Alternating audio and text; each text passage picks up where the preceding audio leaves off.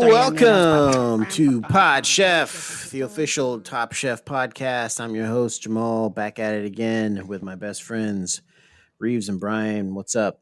What's up? What's up? What's up? Hey, happy to be here. So excited. What a day. What a day to be alive. Brian, you go now. Brian, you go now. What? Okay. Why'd you do the car thing? We're not doing car. We're done with cars. I never want to see a car again. I didn't do a car. I just did a lead up. I said, and here we are. That's all I did. It's not a car. Your R rolling sounded like you were doing a car going. And we don't do cars anymore. We did cars once. And hey, guys, behind the candelabra, worst numbers of an episode we've ever done by a long shot. Usually we get like 50 downloads a week. That episode, 25. No, people, it's also been hotter weather, so people may have been outside. People are getting out. People aren't listening to podcasts. Outside, enjoying it. So I don't necessarily think that the the world-renowned Top Gear show was the one that drew us down. I think it also could have just been like, weather had changed, people, busy. Only one of us is promoting the podcast. That's true. And that's me, right? And that's me multiple times a week. Definitely not me. So it could be that. That could have done it. So don't shit on the podcast episode that I liked and picked. So don't do that. I do like. So do you guys read the description of a podcast, of like a podcast you listen to regularly before you listen to it? I read all my podcast descriptions because I don't write any of them, so I read them. I don't read them for the ones that I listen to. Yeah, I don't either. So I do like thinking that there is a large population of people that will read what the description of our podcast is and decide whether or not they want to listen to it. And pass on it. Yeah, they're like, no, this one doesn't sound good. Because, I mean, like, it's all the same, right? And usually... I guess last week was different, but... Most podcast apps just download the episodes no matter what. So it could have been the week off. People were pissed off and they just like deleted all of their like that could have been it. All their subs to us. That's possible. Could have been it. Hey guys, write in. Let us know why you hate the podcast so much now. What you want us to do and fix to make it good again, because it was good before, and we want to make it good again. And we're trying to make our podcast great. And we have big things coming up. We've got there's some stuff that's gonna happen. Yeah, and, don't spoil it. I'm teasing it. Okay. I'm being a little tease. You're being a little naughty. Hey guys, stick around because you might get pleased, and that's my tease. Okay, so moving right along. Chefs, I prepare for you sous vide chicken breast with dry spice rub and vegetable medley and sweet potatoes. So this was very subtle. Baked sweet potatoes, sorry. Baked, okay. This was very subtle to our fans, but you did kind of subtly hint at a way that you prepared. Did I? You just kind of just like blew over it like it wasn't a big deal. You slid it in there when it was kind of just a new thing that's pretty big in your life that's changing. I mean, I'm a sous vide boy. You're a sous vide boy now. I'm a Chad. Jamal welcomed a 2-pound sous vide machine into his life recently. Yep. And it has been just cooking juicy protein. And is it keeping you up all night? Like, is it like all hours of night? You have to like tend to it. I do have to wake up at like 3 a.m. and check the water temperature and make sure it hasn't gone down. And like it'll start screaming, and then I'll have to like feed the sous vide machine. And like sometimes I forget that I'm a single parent, and like sometimes I wake up and it's just from watching so much American TV that I'll look to my right and be like, "It's your turn." Yeah. But then I'm like, you're talking to a spatula. Yeah, I'm literally talking to the spatula I sleep with. And well, come on, it has a name. I don't want to say it. Why not? I don't want to say it. That's between me and the spatula. You got to keep some things in your relationship between you and your spouse. Okay. Yeah, let's keep it in the bedroom. Yeah. So yeah, sometimes I do wake up and I'm like, it's your turn. And I'm like, oh fuck, I forgot. You don't have hands. So then I got to get up always and check the sous vide, make sure it's okay.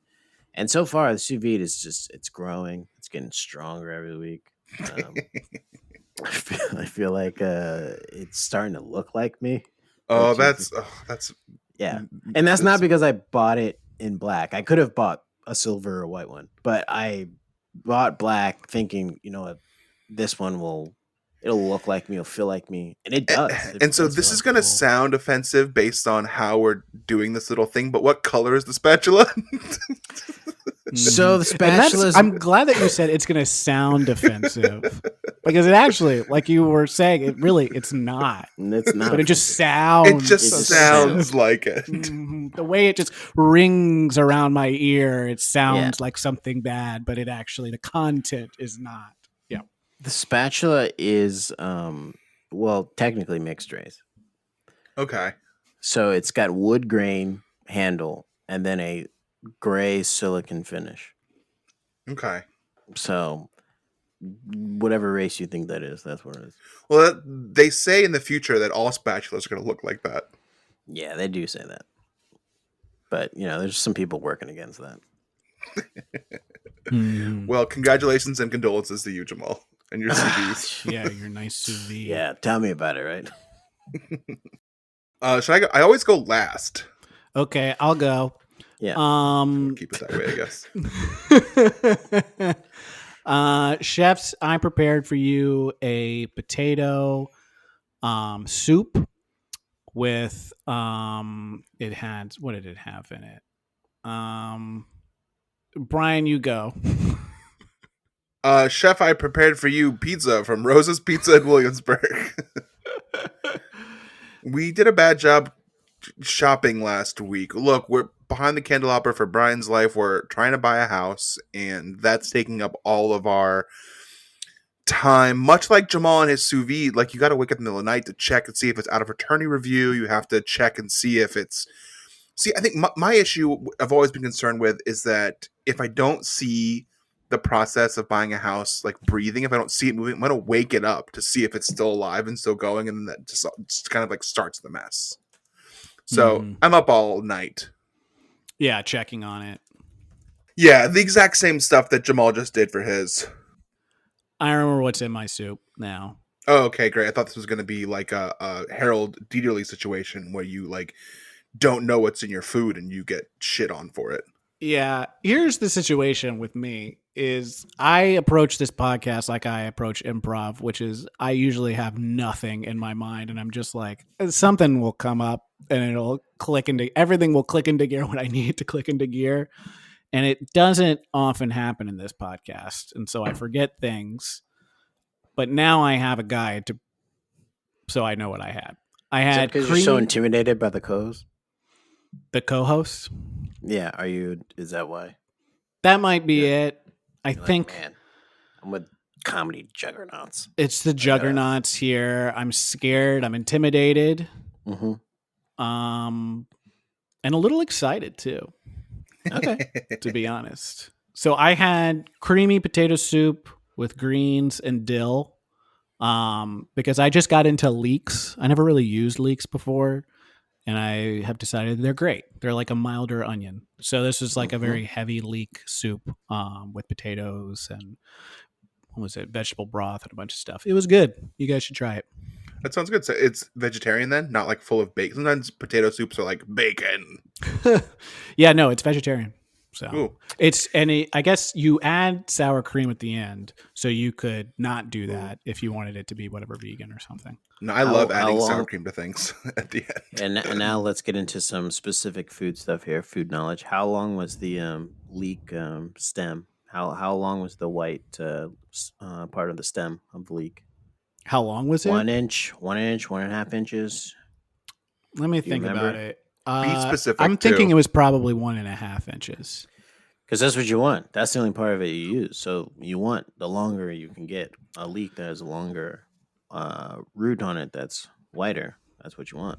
That's true. Because that is like the nicer part. It's like the more flavorful part of the leek. This particular soup you used all of it. So you cut up the green, green stuff too. You chop that up and you throw that into because you cook it for so long it all breaks down. Nah, I would let all that go. I just want right when it turns light green, I'll take a little bit of that, but we're done after that. Do you guys, as someone who doesn't particularly like onions when they're not candy, we've discussed this. Do you think you can tell the difference between like an onion, a leek, a shallot? Like if you were blind, if you did a Top Chef taste test and you were fed like little pieces of onion, shallot, leek, could you tell the difference? Yes. Raw or cooked? Raw. Oh, great question. Raw? Raw, I could. I think the only hard part is shallot and onion, but I know I could tell the difference between a leek and an onion. Yeah, I think I could do it raw. I think I could do like at least 5 out of 10. Mm-hmm. That's pretty good. It's 50%. If it's raw. If it's cooked and they're not all cooked the same way, I probably couldn't. Because once those sugars come out, I mean, it's candy, baby. Once those sugars come out, they all kind of taste the same, but they do have subtle differences. But like Skittles. Sure. They're like Skittles. They do, and this is what Brian. And so everyone listening, this is how Brian. Yeah, this is Brian's equivalent to that was like Skittles. Yes. Yeah, they're all flavored differently, but they're all just sugar, so they kind of all taste like sugar. Yeah, they're all flavored differently. Hey guys, rate and review us on Apple Podcasts. Go on there. Give us 5 stars, 4 stars, nothing lower than that, please. Let us know if you can tell the difference between Skittle flavors or onion flavors. Yes. Yellow onion, red onion, white onion. Little tiny baking onions. We bought those by accident the other day, so it takes me like 3 wee onions to make enough for like one meal. We use like 1 onion. Roasting onions, maybe they're called. You're talking about pearl onions? No, they're not. Well, pearl onions are like in a can, and you eat them whole like a monster. They're just like... Okay. Well, you don't have to. You don't have to. That's a specific case, but you are right. That's the majority of the time. That's what you're doing. Mm-hmm. People eat pearl onions like it's like they're... Oh, God. It's just a canned onion, and they just eat the whole... It's like a pickled... Are they pickled? They're not pickled. Well, so you can do all those things. You can just get them raw and then just cook them. Yeah. Yeah. But when you said pearl onions in a jar, in a can, it reminded me of this time when I worked at the State Department a long time ago. This old guy, during the holidays, he would make his own rum balls at home and then bring them in. I thought you said rumbles. Yes, I did. And then I was like, that's not what it was. Rum balls. Mm-hmm. And he would bring them in. And he'd carry them around in this this clear jar, and the rum balls at the top looked great, but the ones at the bottom are like sitting in this juice that literally looked like urine, could have been urine, but it's like the rum and like the butter that's been dripping down off these rum balls, and they're just like sloshing around it. And he would come by like, "You want a rum ball?" And I just would see that juice and I'd be like, "I'm good, man. I'm good." He's like, "You sure?" I'm like, "Does it have rum in it?" He's like, "Yeah." I was like, "I'm good, man." He's passing out. They, from what I understand from people who had him, they were like, "Yeah, there's a lot of rum in this." Did he get fired? No, I mean, how are you gonna fire him? He was like 92. He like suffered 2 strokes and was still working. You don't get rid of a worker like that. It's because he had too many rum balls. Maybe. Hope he's okay. Yeah, I hope that guy's doing all right. Wherever you are. He's probably passed away since then. Oh, well, rest in peace. R.I.P., my friend. So I just remembered we, a while back, talked about how if you wrote a review of our podcast on Apple Podcasts, we'd read it out. And I realized we do have a new one. So should we read it out? Yeah. I mean, as of the beginning of the month, yeah. Oh, shit. Well, hold on. I'm the host. Let me read it. I'm the host. Go for it. I'm the host, so I will read it. Let me just... Jamal's a very stingy host. Yes, I am. Yeah. Let me see here. He's kind of drunk with power. It's like he had too many rum balls full of power. Mm-hmm. And he probably just the bottom part, just all that liquid of butter and rum. Yeah. Just drank it down. Okay, are you talking about the March 3rd, 2021? That's right. All right, let's read it. All right, this is from The Joy of Sarah. Fan flipping tastic. That's the headline of this review. 5 stars, which, wow. So says, last night I prepared for you roasted chicken, cabbage, peppers, and mashed potatoes. I just finished the episode of Is It Because I'm Bald? Parentheses, black people. And at it That's doesn't say Jamal's that. adding that. I So it's added not it's that. not it's not in parentheses, it's in the little square one. Yeah, The square one. it's in brackets. And at the end, Brian asks why people who don't watch Top Chef would be listening to the podcast. And here's the thing: I don't want to watch people cook, but I do want to listen to people talk about watching people cook. It's much more relatable. So, Brian, take that, put that in your pipe and smoke it. And we got a 5-star review from The Joy of Sarah. Thank you, the Joy of Sarah. Let me get a quick second to respond to what you said, and that is, please don't call me out for things that I do or say on this podcast. Everything that happens on the podcast goes away as soon as I do it, and I don't think about it ever again. Please don't make me think about the job that I'm doing on this podcast, where I don't want to start feeling bad about this podcast. I do it for shit and to be an asshole and be fun and talk to my friends, and I don't want to hear that I'm doing things poorly, like questioning why my fans would listen to my podcast. So please stop. Speaking of that, I got feedback from the last episode about your carrot bit. Was it from my wife? Because she said she didn't like it. It's basically the same review. It wasn't from your wife, but so I know you just went on a big rant or how you did want to hear this kind of information, but I feel like it's good to hear constructive feedback. Oh God, I do not like constructive criticism. So people have been sending me messages saying, "What are these bits that Brian does?" And I said, "You saw the report card grade he got for comedy. I don't know what to tell you. I don't know what you want."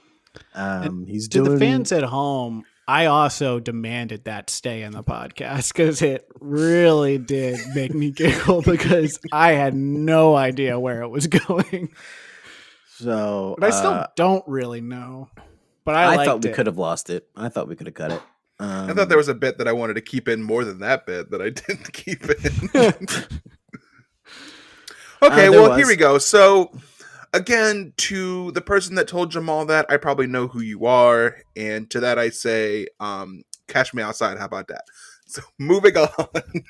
And I would like to say thank you. It's always nice to meet a fan.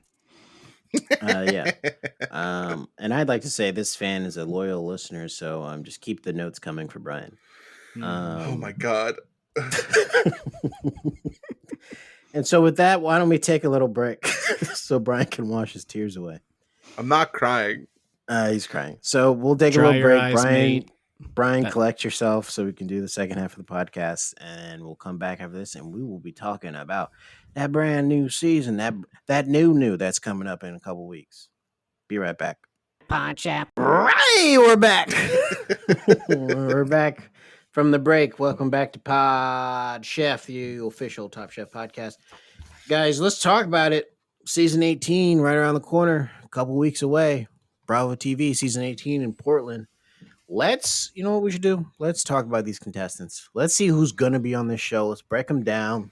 Let's see how we feel about them. Let's understand where they're coming from and how they made it to the show. Tom Colicchio sent us a backgrounder on every single chef. And so we'll go through his specific backgrounder and we will talk about each chef. Tom also sent Brian rankings for the chefs that Brian is now using for these chefs. So these are Tom's rankings officially, but Brian also copied them. So they're Tom's. He said that they're the power rankings. They're undisputed. Yeah. He did them. And then he sent them over to Brian because he was like, Brian, I think you're the only person that can kind of divvy out this information properly. Yeah. So Brian, let's go through your rankings. So just to be clear, Tom sent me these rankings and all these notes are his notes. But he said, don't put my name on it. I can't have my name on the notes because then it's like I'm playing favorites for the show. So he said, Brian, put your name on the notes. That way, if anything goes wrong, people will be believing that it's going wrong, kind of like some of the bits you've done. So he said, put your name on it. It'll be fine. Okay. All right. So these are my wink wink season 18 Portland pre-show rankings. These are based on the list that Tom sent us with bios. It's also, I guess Tom sent it to Food and Wine Magazine too, because it's on their website, foodandwine.com/news/Top Chef/Top Chef Season 18 Portland Chef's Cast. But it does say at the bottom, "By Brian." It does say, unless you're Brian, Jamal, and Reeves, don't look at this. So you can just bypass that. Just pretend you didn't see that part. So here it is. So, going home first. Is that how we're going to say this? Yeah. I thought you were just doing the ranking. Yeah, okay. You could just say the number, maybe. Okay, so number 15. 15 contestants. There's 15 contestants. 15 chef testants. If that's what you want to call them. Is Sarah Howman.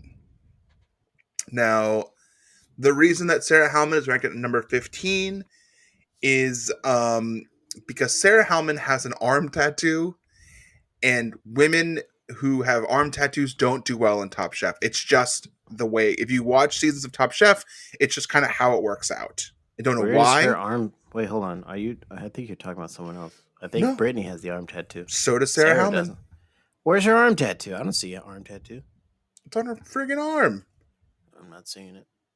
Are you looking at the wrong woman? I know what women look like. They don't all look the same. Are you looking at the foodandwine.com website? Yeah. A couple other things about Sarah while this debate goes on. She lived in Spain for a while. She's won a lot of awards. She has a James Beard Award. She also got a Rising Star Award. She's worked at a Michelin star restaurant.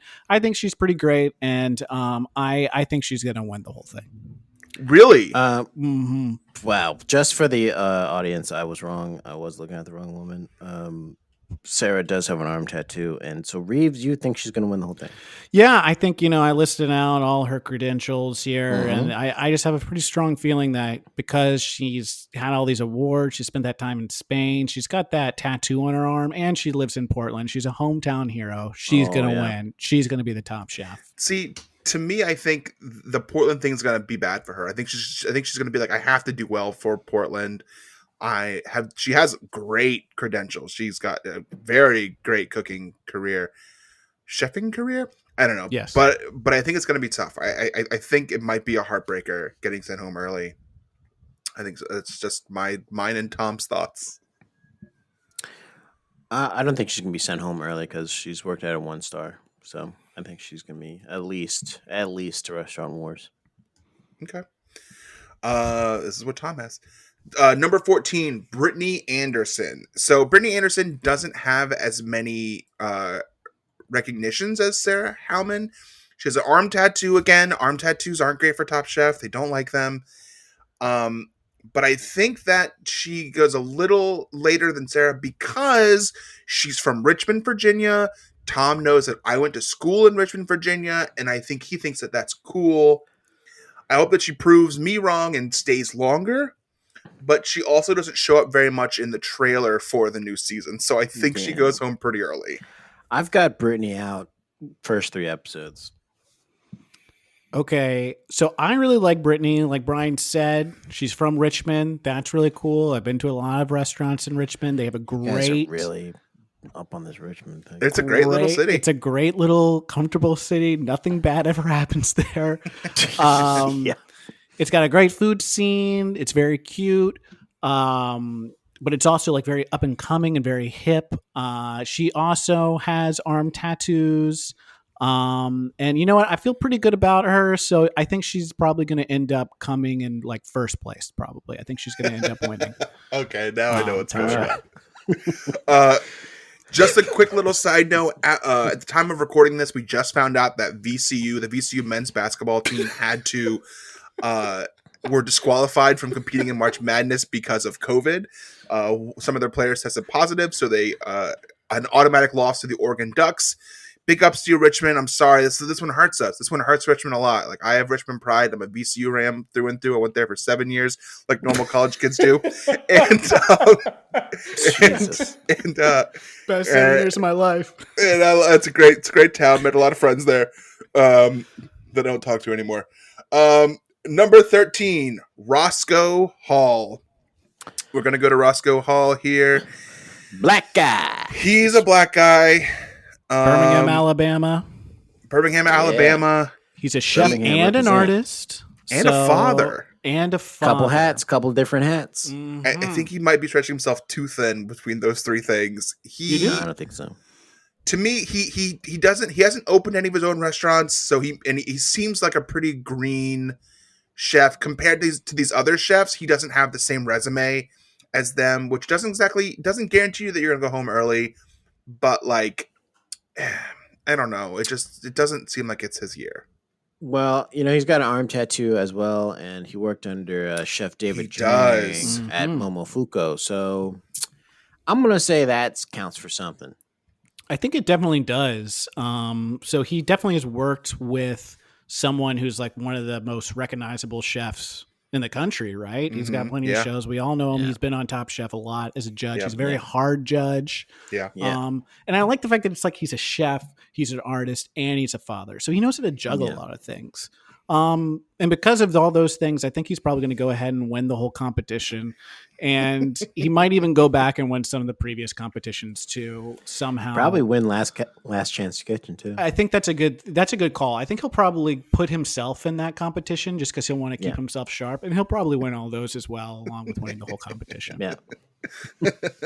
His bio says that he has a kick-ass wife and 2 hilarious children.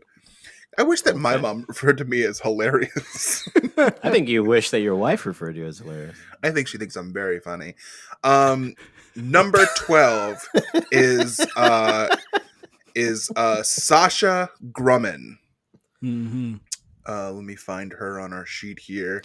She's from Houston. Yes. Yeah. She also has never opened any restaurants. So she might be as inexperienced as Roscoe Hall.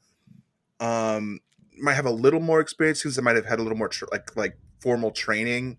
Mm-hmm. Went to French Culinary Institute in New York. And she worked with previous Top Chef alum, Bruce, who was one of I think it was the Kentucky season. He was one of the 3 bear guys, which are like kind of bigger dudes. Yeah. He had glasses and he cooked pasta a lot, and he seemed to know every single judge that came on. He was like, I'm friends with this person. That's and then he right. got kicked off after like 5 episodes. But she worked for him. Yeah. She does have a focaccia bread business, though.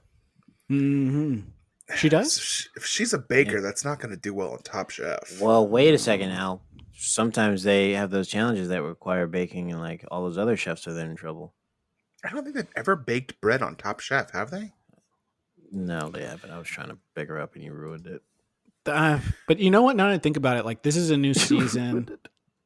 It's probably going to have new challenges, maybe. And the British Bake Off is very popular, so maybe they'll throw in. Yeah. Now you got to bake some bread.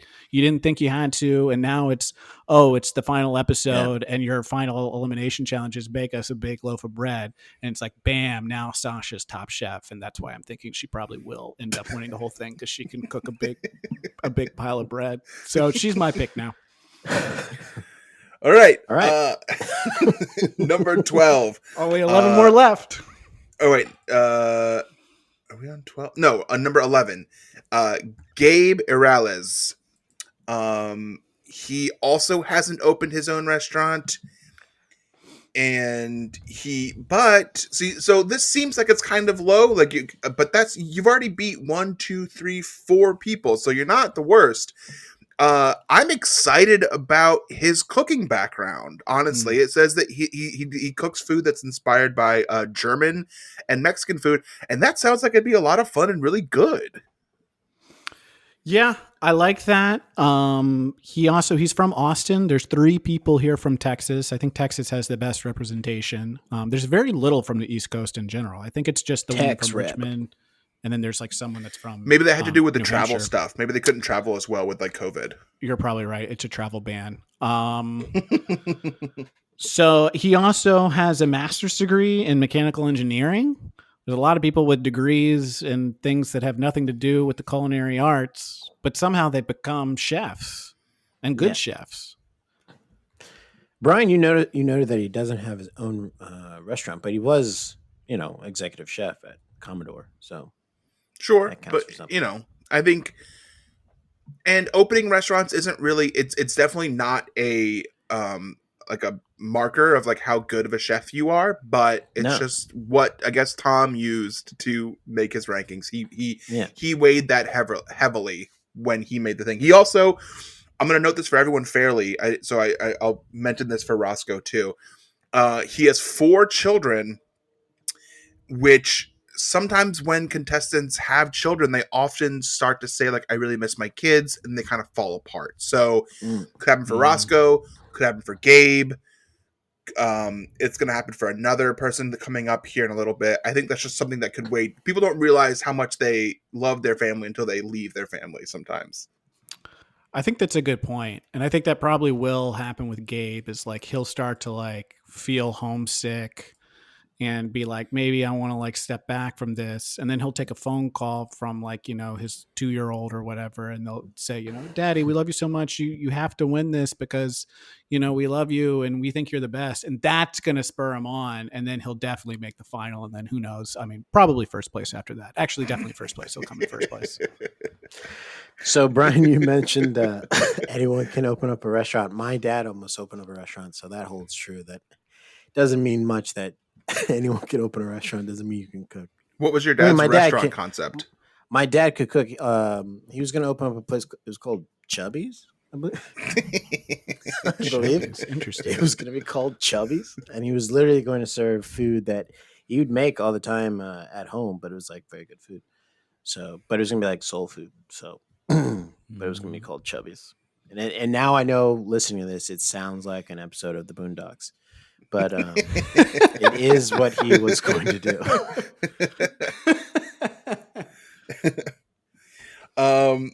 I hope, that sounds great. I would eat at a restaurant called Chubby's that serves soul food. I would love that. Yeah, me too.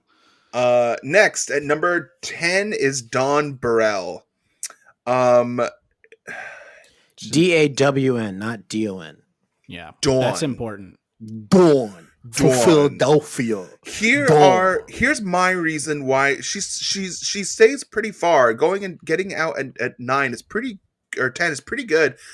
Yeah. I think that she doesn't win it all personally because she's playing the Top Chef role where she is kind of a second, like this cooking is her like second thing. Like she was originally an Olympic track and field runner. She was in the 2000 Summer Olympics. So like that's her thing. That's what that's her first love. So maybe her heart might be in cooking now, but like it wasn't, originally. Yeah, she's like made a switch. And I think that's sorry. Go ahead.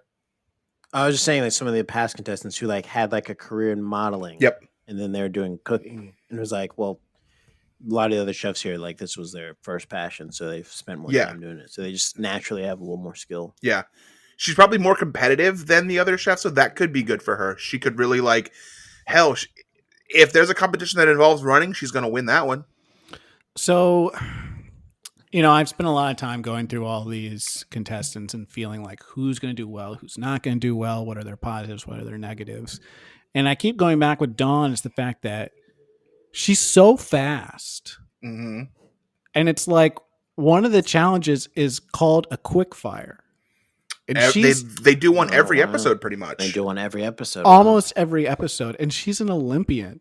So it's like she's got all of those in the bag. She's going to win every single quick fire and get immunity or some kind of variation of saying the word immunity every single time. And so she's just going to ride that all the way to the end. I didn't think about that. Once you're a chef, once you're an Olympian, you always are chasing a way to get back to Mount Olympus and like rubbed in the gods' faces. So probably winning this would be a thing that she could take back to Mount Olympus and say, and now who's the god of food and wine? Bacchus? Is it you or is it me? Mm-hmm. So number 10. 9. I'm messing some numbers up so bad. Is Maria Maison. She has a pretty great background here. Owns a taco place. Boca Tacos y Tequila, and for those who don't speak Spanish, that's tacos and tequila. She's got an arm tattoo. Oh, I didn't see that. Well, she's ranked too high then. This is she's gonna go number 3, I think. Well, but wait, no, she's got an arm tattoo and the Tiffany headband. So she does have the wow. I didn't realize that. You guys didn't pick that up, did you? She's got the Tiffany homage headband. Okay, so that she's rocking. So that changes my rankings on her. Because I did have her ranked something else, but now I'm thinking, okay, yeah, Tiffany headband, yeah, she's taking it home and she's winning the big one. So I'm glad you pointed that out, Jamal, because I was going to say something completely different. She was getting dinged by me also because 12-year-old son, she's going to start missing her son. Your reasoning for them not doing well is A, a tattoo on your arm, or B, you have kids. This is Tom's rank. These are Tom's definitive rankings. Oh, that's right. These are Tom's rankings. I think she's gonna make great food. Her like these bios are always like did this, and the last line is always something like personal about their family. Maria loves cooking for her wife Lily and their 12-year-old son. That's also important, I think, when it comes to Top Chef. I think she'll do well. I think going home at 9 is pretty good. But I think she's gonna miss her son and have to leave. She's probably going to like get that tattoo like retouched up, and that'll distract her too, probably. Yeah. But I still think she'll win. At number 8, Tom has Shota Nakajima. And his reasoning for that is that look, Shota, sorry if I'm mispronouncing it, Shota or Shada, seems great, has a lot of experience, owns a restaurant, has a chip on his shoulder because he's been the semifinalist 3 years running for the James Beard Award. So I'm pretty sure he's coming for heads. He's coming for heads. He also like seizes every opportunity to get outside and forage for fish. Forage or fish. Foraging for fish is a very funny visual. It's forage for fish. Yeah. Oh, it is. And I'm so glad that you mentioned that because I think that's probably why he's going to end up winning. It's because he's constantly looking in the woods for fish that have just kind of flopped out of the ocean, and they're just in the woods somewhere. And so he picks them up and he takes them back, and he knows how to make a beautiful dish with Japanese flavors, and it's going to fucking blow their minds. It's like, how can you eliminate someone that's foraging for fish out there? You can't. I do have one honest critique is that it doesn't mention any like additional. It just says that he's like trained in Japanese cuisine, which could be a problem later. Like if he goes very far, he might be dinged for only cooking Japanese flavors, or at least the other contestants I doubt it. Will be like, all he does is make Japanese food. Like that gets said a lot. Yeah, people can say that all they want. People who've won, people who've only cooked Spanish food, people who've only cooked the Mediterranean.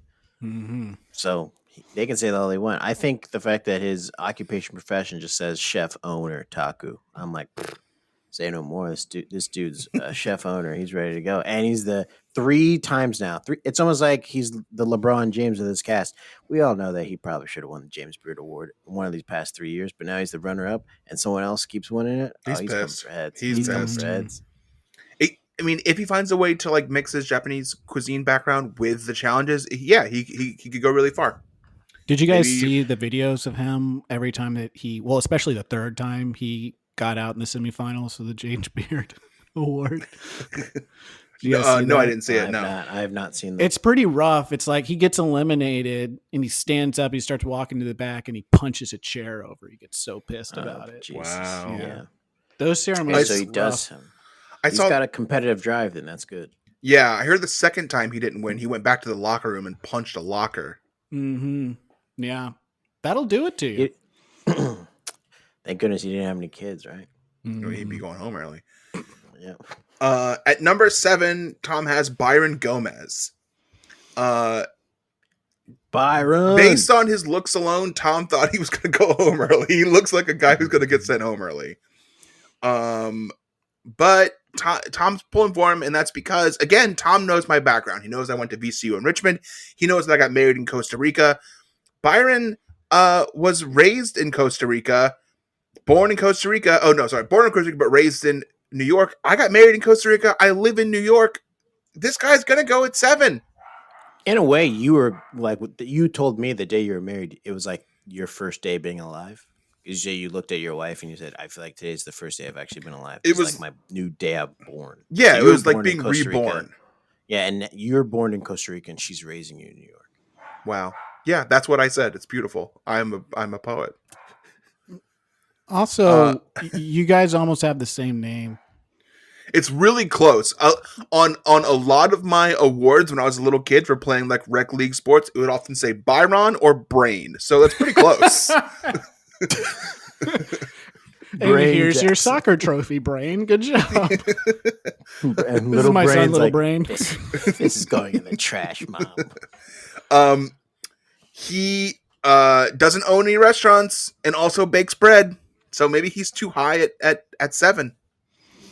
Nah, he's a sous chef. Sous chefs do all the gritty work. Mm-hmm. They kind of know a little bit of everything. So yeah, they know a little bit of everything. Briefs. I like him. I like that his bio also says his hobbies. That's cool. And you know what? I think. Sorry, I was distracted momentarily. I was thinking about where I want to place him. First, I'm putting him at first. All right. Okay. I can't find the next person. There. Okay, there we go. Jamie. Yes. We have at 6, Jamie Tran. Mm-hmm. And I think that Jamie Tran is so high on this list because she owns a Vietnamese restaurant in Vegas called the Black Sheep. And I've heard a lot of stuff about the Asian food scene in Vegas being great. Yeah. So if she owns a restaurant in Vegas that serves Vietnamese, I bet she is a fantastic chef. I'm just going to say right now, Jamie Tran is a problem and she's my number 1 pick. Wow. She's going to be a problem and she's my number 1 pick. Wow. And you're going to have to fight me for it because I'm hearing she won Vegas Chef and Restaurant of the Year. Wow. I'm just saying right now, Jamie Tran's winning this entire season. She's a problem. And she has no kids, as far as we know, that are going to make her miss to go home. Kids. And I can't see arm tattoos either. I was going to say this. No kids, no arm tattoo, no homage to any other chef that was on the show before her. She's doing her own thing, and she owns a restaurant, a Vietnamese restaurant in Vegas. She's going to be a problem. Mm-hmm.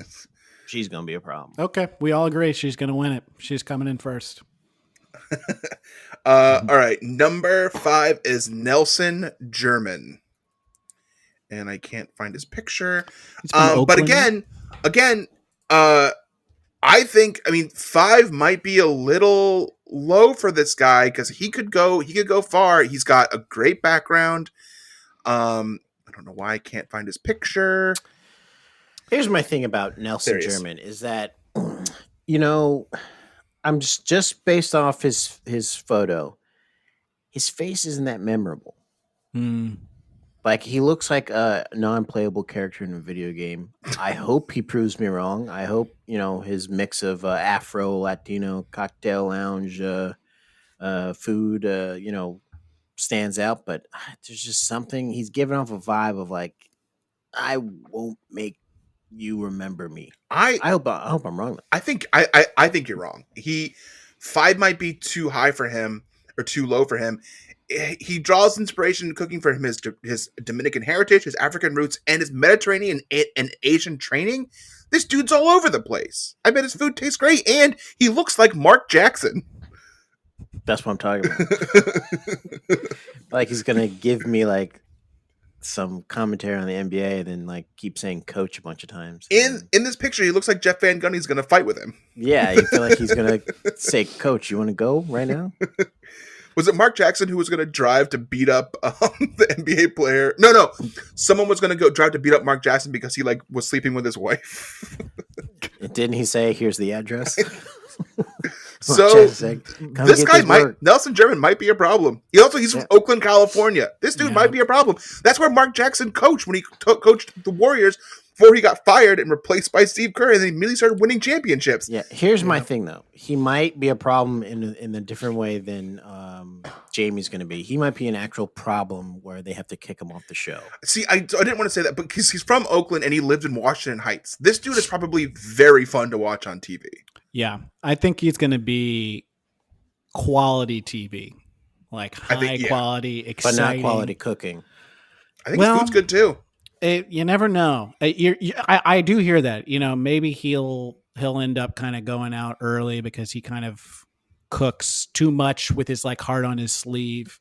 Or he might. He's got so many different backgrounds and so many different styles he can cook. You can do Asian, you can do African, you can do Mediterranean. I mean, you can do everything. And I think that kind of versatility is really going to help him in the competition and probably lead to him winning the whole thing. So I pick him as first.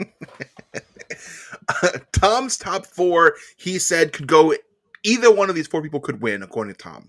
They are listed in this order, but they're not exactly the order that he thinks is going to win. This is a toss-up. These are all 4 great chefs, he says. So number 4, but not saying 4th, is Kiki Luya. The resume, named one of 16 black chefs changing food in America. Changing Food in America by New York Times. And that's a magazine that Reeves pays for. Yes. I do pay for it. She draws inspiration from her Congolese background. That's going to make her food be great and different, and they love when people bring their backgrounds to food. That sounds great. Here's a quiz. Where are you from if you're from Congolese? The Congo? Is that your final answer? Yeah, final answer. Lock it in. Reeves? I would say the same thing, the Congo. Okay, you guys pass. All right. Got to phone a friend. What do people get tripped up on that, or? No, I was just seeing if you guys are going to get tripped up on it. Speaking of which, I did watch the movie Congo the other night, and it is that's really, really fun. That's why you know it. Amy, good gorilla. Thinking of when this season was filmed, I think Kiki has a great chance at winning this whole thing. If Top Chef is smart, she's could win this whole thing. Daughter of a Congolese immigrant, draws inspiration from her cultural background, often using food as a conduit for deeper discussions around what it means to be black in America.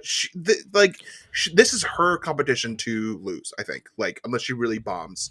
And she has 2 rescue pit bulls. She's great. Yeah. Well, so she has kids. Oh, yeah. Oh, she has fur babies. Yeah, she's got fur babies, which, Brian, you're always talking about, I can't do this. I gotta go walk the dog. I can't do this event. I gotta go home and, take care of the dog. So if you think the other people are missing their kids, she's definitely going to miss her little pups. I gotta be fair then. Yeah, she might go home first. Yeah. That can happen. What a fun name to say a couple of weeks in the show. Kiki. And I don't think she owns a restaurant either.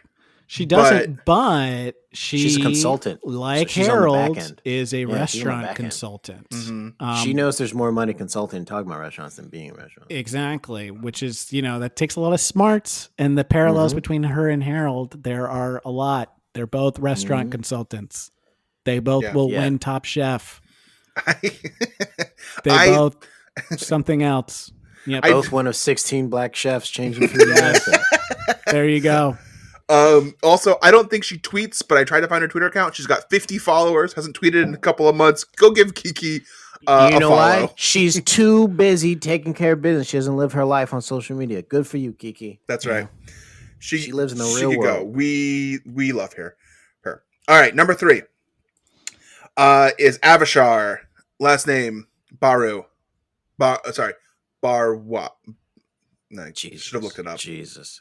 Who are you, Bill Burr? Jesus Christ. I'm not intentionally doing it. I was scrolling.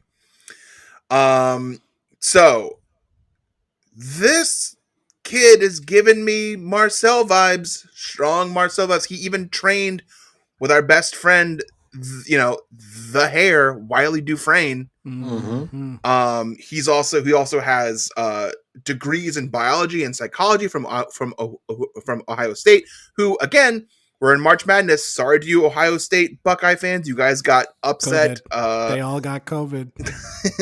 You guys actually lost fair and square to like a 16th ranked team. Oh. You busted a bunch of brackets. I think, and this kid is also all over the trailer for the new season. Yeah, so he's definitely in it. Yeah. I think he's got a good shot at winning this thing. Can I just say I think he's my number 2. I think he's going to be in the finals. I think if you are getting recognition from Food and Wine for a dish called cheesy brisket crunch, yeah, he's a problem. Yeah, he's a problem. It's called cheesy biscuit crunch. Vishar Baru is going to be a problem. Yeah, he's going to do very, very well. And I like, Brian, you bringing up the parallels between Marcel and him, because I think that it's definitely, Top Chef, I feel like is the vibe of like the Oscars, where they try and make goods when they make mistakes, which the Oscars really never, ever make mistakes ever. They always pick exactly the movie that was the best movie that came out every year. But sometimes they go back and they say, you've had a good career and now we want to repay you. And that's what they're going to do with him. And they're going to make him the champion because of Marcel, and also because he's a good cook. I clicked from the foodandwine.com article. There's a link to cheesy brisket crunch. I didn't click it before. I clicked it just now. It's a take on the cheesy gordita crunch from Taco Bell. Really? Yeah. That's cool. That's awesome. Probably tastes 10 times better than the Taco Bell version. Avishar is an early favorite. He seems great. Okay. Number 2 is Gabrielle Pascuzzi. And who we are now calling Scoozy. Yeah, we're not calling him Scoozy. All right, we're calling him Uzi. We're calling him Uzi. We're calling him Z now. We're just calling him Z. Jacuzzi. Yeah. Calling him Jacuzzi. I can't find it. Why can't I ever find these people? He's from Portland. He's the chef owner of Mama Bird. A little fun fact about this guy: he's like trained by Tom. He's like best friends with Tom. Okay. Yeah. I feel like this guy's going to be at least in Restaurant Wars. Mm-hmm. I think he's going to get, like, he seems to be one of the only just white people in this thing. I think Top Chef did a fantastic job at making a diverse cast for this season. It's fantastic. And I feel like Top Chef is going to want at least one white guy in the final. So I think that's why he might get far. He owns a couple of restaurants. He's a homer from Portland. And Tom knows him personally, which they'll say isn't going to affect Tom's ranking or his choice, but it's going to, unless he sucked at Colicchio and Sons.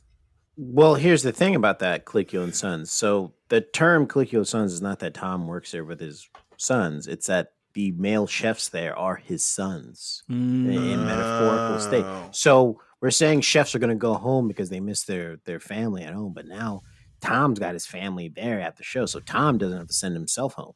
Yes. So Tom's going to be hard pressed not to want to send one of his own sons home, because then Tom's going to miss his son, and he might have to leave mid-season. Yeah, and it is interesting that the guy that has worked so close with Tom that he basically is his son is ranked on Tom's list as number 2. Yeah, isn't that interesting? Isn't that interesting? Or is it actually that he should be number 1 and Tom's just saying, I'm putting him as 2 because people will think, I just put my son as number 1. No, he's number 1. He's probably winning and definitely winning. And I'm 100% sure he's going to win. Number 1 on this list. Again, this list is these top 4 aren't in order. They're just there. Is Chris Viaud.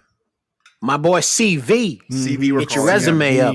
Get your resumes up because CV's here. Mm-hmm. He's from New Hampshire. He's from New Hampshire. He has a ton of training, worked at a lot of great restaurants. He owns a restaurant, Greenleaf and Culture. Honestly, this one was a bit of an eye test for me. I think I saw him and he looked like a winner of Top Chef. He looked like he was going to win Top Chef season 18 to me. Mm-hmm. I mean, if anyone's picture looks like this dude is smiling, but just because you told him to smile for this, but afterwards he's going to put on his cutthroat face again and just take heads, it's Chris Viaud. So I feel like this guy, Jamie, Tom's son, and who was the other person? Was it Kiki? Kiki's up there. Kiki's up there. Gonna be the final four, if you understand me. If you follow it, they're gonna be the final four this season. Yeah, I'm calling it. Yeah, I think that's a good call. I'm with you on that. He's got a great background. He also worked with another Top Chef alum who I don't know or remember who the person was, but that gets you on the other end. Yeah, who is Adrian Mosier? Let me Google them really quick. So he's got a pretty good pedigree, and like we pointed out, he's got a good headshot that seems very confident. I don't know where I ranked everyone else. Go ahead. Here's my only concern. He has a young daughter named Madeline. Oh boy, here we go. It's my only concern. Wait, I didn't see that. Yeah, he's got a daughter named Madeline. So that's my only concern. Oh no. Well, he might go home first then. Well, I don't know. He might stay for a while. Adrian, you'd recognize her if you saw her picture, but I don't remember what season she's on. She has short blonde hair. Wonderful. Everyone go Google her. Yeah, just so you know who Chris worked with. Okay, that's the list of contestants. Yeah, so we agree Chris is going to probably win. Yeah, we agree Chris is probably going to win. These are Tom's rankings presented by Brian. So we've got 15 contestants, and that's it for the preview of this season. I can't wait. I don't know about you guys, but a lot of people say diversity doesn't make things better, but I think this. Who are these? A lot of people say. A lot of people always going on about how diversity doesn't make anything better, but I feel like this season, these competitors, it's going to be spicy. Mm-hmm. And I'm not saying that because people are like cooking Vietnamese food. So, if this felt like a slog because we just read a bunch of names and said a bunch of facts and things like that for about an hour, just know that it is setting up next week's episode. Jamal, do you want to tell them about next week's episode? Yeah, next week's episode, if I'm correct, and I usually am, is that we're going to really break down who we got winning, who we got going home. Is that right? Mm-hmm. We're going to play a little game. What's the game we're playing? We are going to do a Top Chef Fantasy League around the three amigos here. All right. We're going to do a fantasy league. We're going to pick our teams. We're going to have a draft. So next week is the draft for season 18. So please tune in and listen to who we got on our teams. I mean, you already know I'm probably going to win because I'm the host. Mm-hmm. We'll share the rules that we're going to use. So maybe you can play with your friends at home too. Yeah, if you want to do that. Don't feel like you have to. No. You can just listen to the podcast. That's what you do have to do. You do have to listen to the podcast. Yes. But you do not have to do the fantasy Top Chef League that we're doing. No, you don't have to do that. We'd also like it if you want to write in and tell us who you think is going to win, who your pick is, who you think Tell us why. Tell us why. Tell us if it's because they have too many kids, if it's because they have too many arm tattoos or some other reason. We'll like to know, and we'll talk about it on the podcast. Here, I'm going to do something that other celebrities like myself do. I'm going to give my phone number out. You guys just text me. Yeah, just text Jamal. I'm trying something new. Just text me, and I'll read your stuff out on air. Mm-hmm. And everyone that's at home thinking that we said that people with arm tattoos go home early, and then you were like, "What about Michael Voltaggio?" To that I say, please stop critiquing what we do on this podcast and everything that I say. Just don't bring it up. I've said it. It's gone, and never have to hear it again. Don't talk about it. Yeah, we don't have to talk about it. And Michael Voltaggio, just him, right? That's one. Yeah, that's and one. A C. And he definitely is the only one that has a single arm tattoo. So he's the exception that proves the rule, dummies. Yeah, come on now. He likes the sous vide a lot. He does. Jamal.